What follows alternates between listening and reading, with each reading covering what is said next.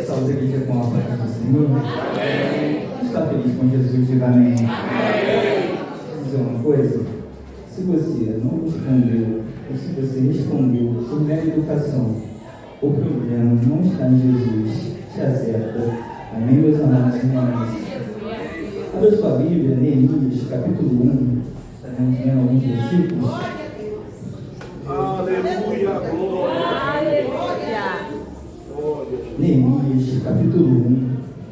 Sou grato a Deus por essa oportunidade de Evangelho, pelo convite, sempre uma honra e um prazer ministrar a palavra do Senhor.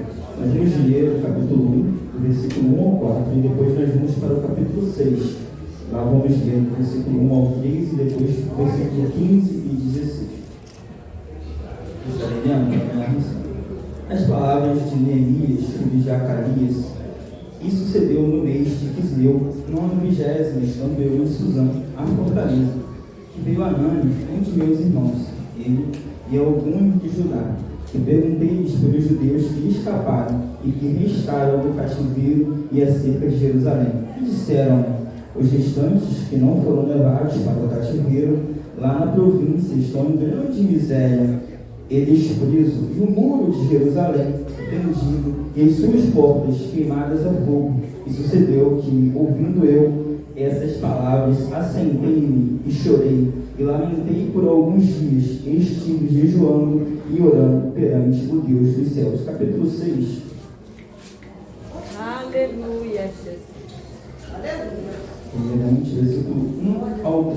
Diz: sucedeu mais que, ouvindo Sambalate, Tobias, Gesem, o Arábio e o resto dos nossos inimigos, que eu tinha edificado o muro, e que nele já não havia brecha alguma, ainda que até este tempo não tinha posto as portas dos portais.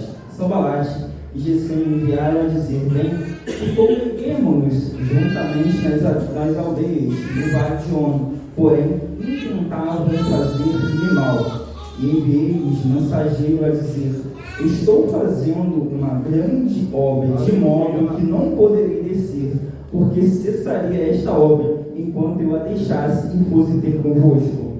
Versículo 15 e versículo 16 diz o seguinte: acabou-se, pois, o muro aos 25 de Lu, em 52 dias, e sucedeu que, ouvindo todos os nossos inimigos, temeram, e todos os gentios que haviam em roda de nós, e abateram-se muito em seus próprios olhos, porque reconheceram que o nosso Deus fizera esta obra. Podemos assentar.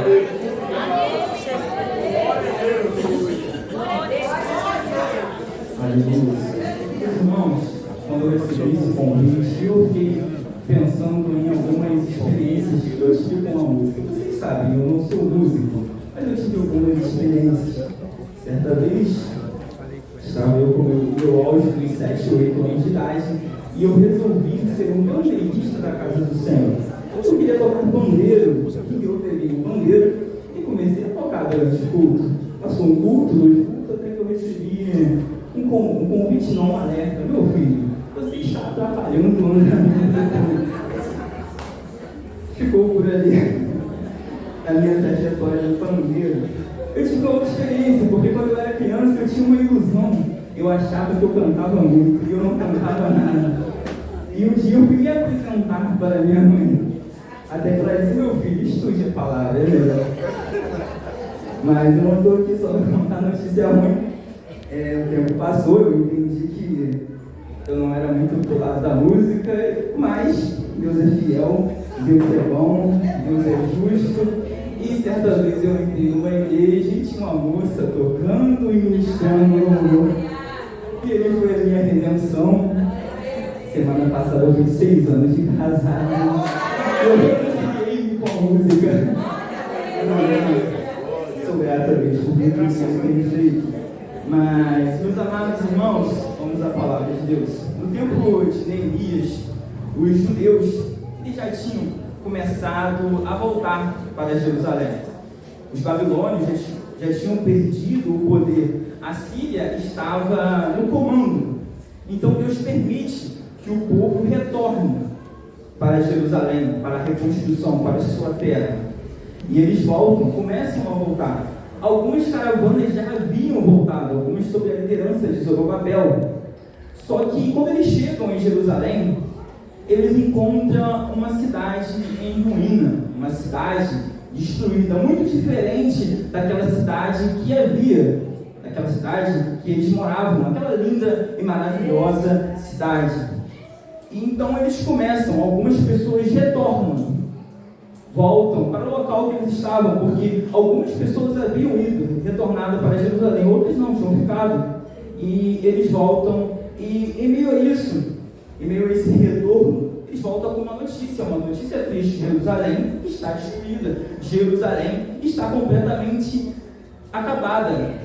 Só que é muito interessante, e isso é ótimo, quando nós encontramos pessoas abençoadas e cheias do Espírito Santo, eles retornam, mas um deles se encontra com Neemias.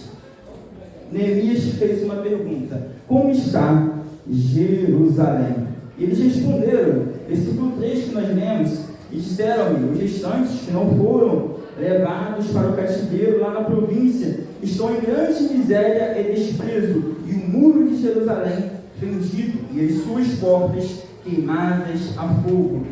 Não sou muito de fazer isso, mas diga para o seu irmão: seja a resposta. Diga para ele, seja a resposta.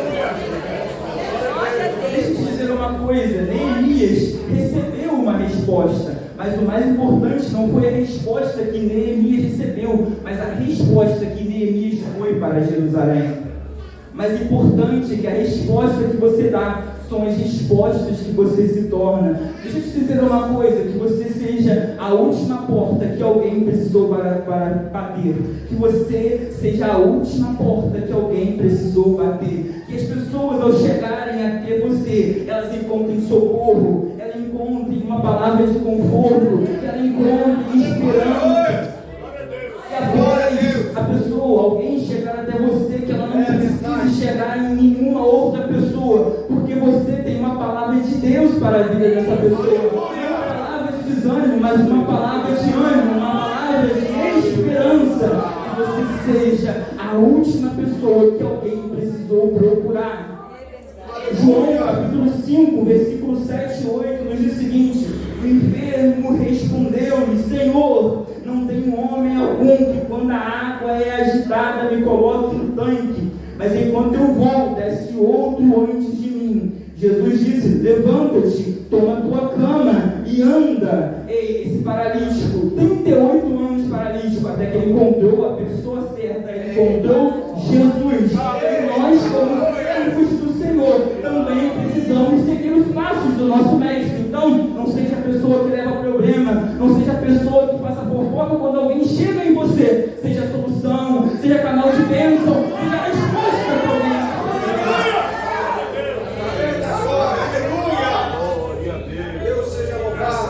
Não termine de matar alguém que já está à beira da morte. Seja como bom samaritano, seja canal de bênção para alguém. Deixa eu te dizer uma coisa: Nabucodonosor, ele destruiu Jerusalém, mas quem reconstruiu foi Neemias.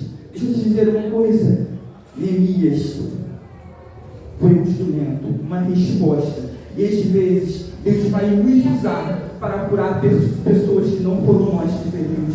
Deus vai nos usar para levantar pessoas que não foram nós que derrubamos.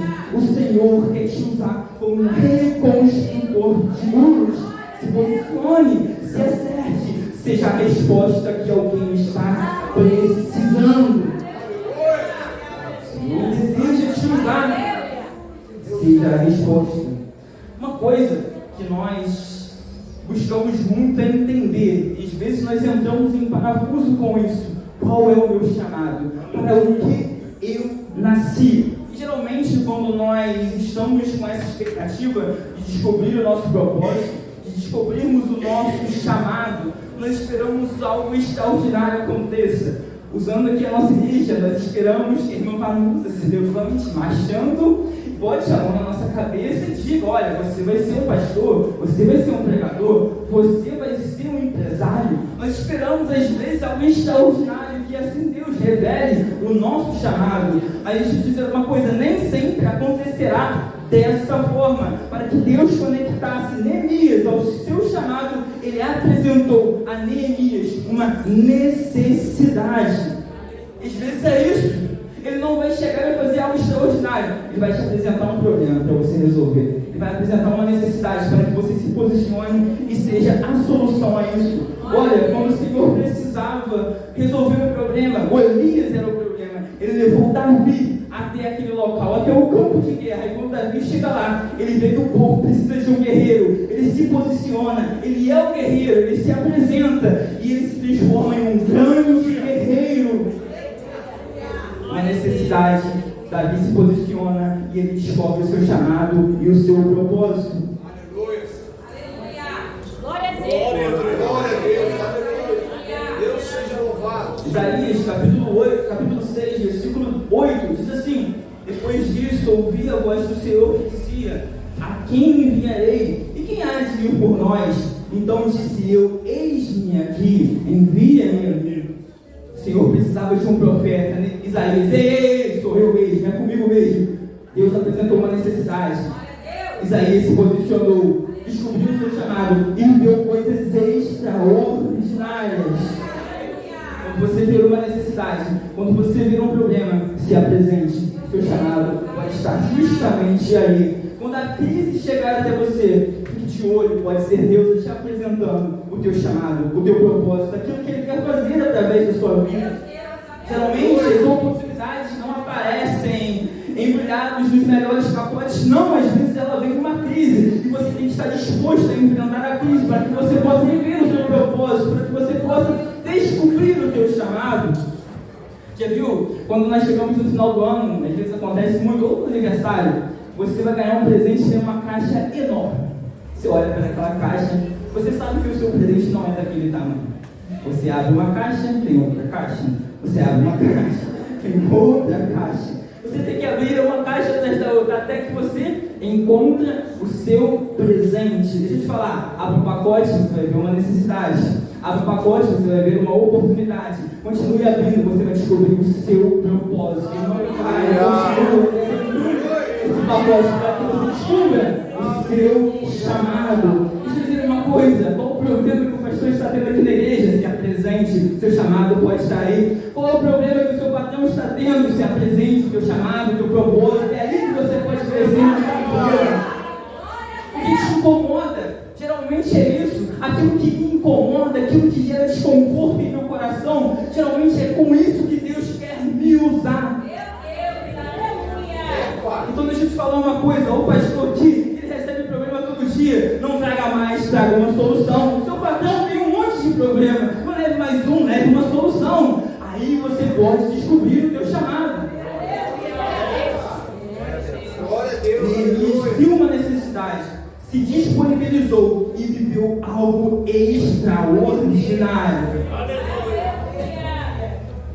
Só que Neemias, ele aceita, ele entende que o Senhor o chamou, ele entende que o Senhor tinha um propósito para que ele pudesse reconstruir o muro. Ele vai para Jerusalém.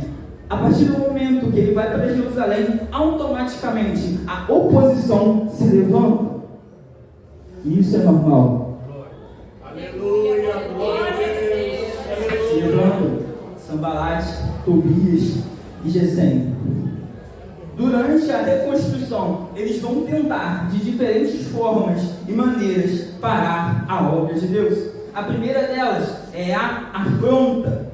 Neemias, capítulo 4, versículo 2 e 3, que diz o seguinte: e falou na presença de seus irmãos e do exército de Samaria, disse: que fazem estes fracos judeus?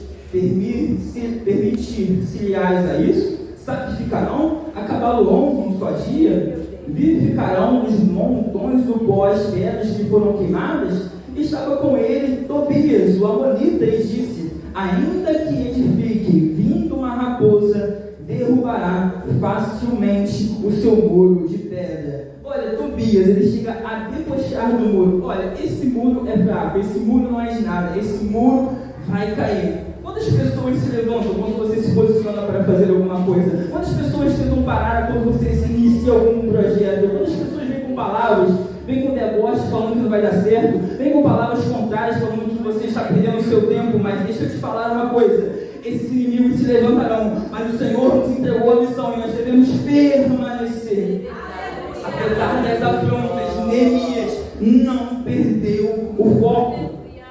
Quando eles veem que com a afronta eles não conseguiriam parar Neemias, eles tentam impor-lhes medo. Ele fala que, olha, nós vamos atacar. Eles não conseguem através da afronta, eles vêm através da guerra. Neemias, capítulo 4, versículo 8. E ligaram-se entre si todos para virem atacar Jerusalém e para os desviarem do seu intento. Deixa eu te dizer uma coisa, eles ameaçaram com guerra, eles ameaçaram matar, mas o medo não parou Neemias. Neemias, capítulo 4, versículo 17. Os que edificavam o muro, os que traziam as cargas e os que carregavam, cada um com uma mão fazia a obra, e na outra tinha as armas. Neemias, ele não ignora a guerra, mas ele também não parou a obra por causa da guerra, ele não parou a obra por causa do medo. Ei, se eles vierem guerrear, nós vamos guerrear, mas nós não vamos perder um dia sequer, porque essas pessoas têm se levantado. Continuaremos trabalhando, nós não vamos parar por causa do medo. A maioria dos nossos medos não se concretizarão, mais de 90% são coisas que nós pensamos, projetamos, mas na verdade não acontecerão. E nós às vezes paramos os projetos de Deus, desistimos, porque nós achamos e criamos e pensamos que o medo vai se concretizar, aquilo que nós estamos pensando vai se realizar. Mas não, permaneça no muro, permaneça fazendo aquilo que Deus te entregou, permaneça fazendo a vontade de Deus, porque Ele vai te ajudar. Não deixe que o medo te pare. Apesar do medo, Neemias não desceu do muro. Apesar do medo, Neemias não parou. Eu estou pronto para a guerra, mas se ela não vier, o muro vai avançar, o muro vai descer. Eu vou terminar a obra que o Senhor me entregou. É verdade, Senhor. Aleluia. Glórias a ti, Jesus. Louvado seja o nome de Jesus. Mas deixa eu te dizer uma coisa. Às vezes nós não paramos com as afrontas, nós não paramos pelo medo, mas nós perdemos para as distrações. Quando o povo queria sair do Egito, o que o faraó fez? Vamos dar mais trabalho para esse povo, para que eles se esqueçam do propósito, para que eles se esqueçam daquilo que Deus falou e eles possam desistir disso. Distrações. O trabalho era apenas uma distração para que eles não vivessem o propósito que Deus havia estabelecido para a vida deles. O que Neemias fez, a resposta de Neemias foi terminar em 52 dias, porque as distrações não pararam Neemias. Ele não perdeu o seu foco. E o foco está relacionado à sua capacidade de dizer não. Desce do muro, Neemias. Não vou não, eu tenho um propósito, eu tenho um objetivo. E vocês não vão me tirar do muro, vocês não vão me tirar daquilo que o Senhor colocou em minhas mãos. Neemias capítulo 6, versículo 1 a 3 diz: quando Sambalate, Tobias, Gesem, o árabe e o resto dos nossos inimigos ouviram que eu tinha reconstruído a muralha e que nela já não havia brecha nenhuma, ainda que até este tempo não ainda tivesse colocado os portões no seu lugar, Sambalate e Gesem mandaram dizer a mim: venha, vamos nos encontrar numa das aldeias do Vale de Ono. Na verdade, o que eles queriam era me fazer mal. Por isso, enviei-lhes mensageiros para dizer: estou fazendo uma grande obra e não posso descer até aí. Por que devo parar a obra para ir me encontrar com vocês? O convite aparentemente era de reconciliação. Olha, houve um mal entendido, as coisas não estão muito bem, nós vamos sentar numa mesa, vamos conversar e vamos resolver esse problema. Mas por trás desse convite havia uma sentença de morte para Neemias. Se ele perde o foco, se ele se distrai, ele morre. E nós teremos que tomar cuidado, principalmente com certas pessoas que vêm nos tirar do propósito, que vêm nos tirar daquilo que Deus colocou em nossas mãos, que vêm nos distrair daquilo que Deus estabeleceu para a nossa vida. Pode descer daí, Neemias? Não posso, porque eu estou fazendo uma grande obra. Eu não posso parar. Vou dizer uma coisa: cuidado com aquilo que está tentando roubar você do seu mundo. Diga não para aquilo que quer distrair você. Não troque seu muro por uma mesa. Deixa eu dizer uma coisa, uma mesa que não cabe o seu muro, não cabe você. Uma mesa que não cabe a sua fé, ela não cabe você. Não desça do muro, não perca a presença de Deus para fazer algumas coisas ou outras que você acha que é legal. Não, permaneça no muro, permaneça cumprindo a vontade e aquilo que Deus colocou em suas mãos. Vou dizer uma coisa, quando eu era adolescente, saía para jogar futebol. Eu chegava em casa, geralmente 11 e pouca da noite, e antes de chegar em casa tinha um bar. A gente comprava um refrigerante e ia tomar. Não tomava no bar, mas tomava próximo do bar. E era interessante que eu chegava, eu era um cristão ali no meio, e eu chegava para tomar o refrigerante e eu não conseguia. Eu ficava ali, eu tomava um gole para casa. Tomava um gole de refrigerante e ia para casa. Aquele ambiente não me cabia, aquele ambiente não era para mim. E o Espírito Santo vinha e me incomodava. Eu chegava, pegava o refrigerante e saía, porque eu não conseguia permanecer naquela mesa. E um dia o meu amigo falou: Júnior, tu não consegue. Eu falei: não dá, meu irmão, porque não dá para vivermos em mesas que não cabem no nosso propósito. Adolescentes, tem mesas que não são para vocês. Jovens, tem mesas que não são para vocês. Igreja, tem mesas que não são para vocês.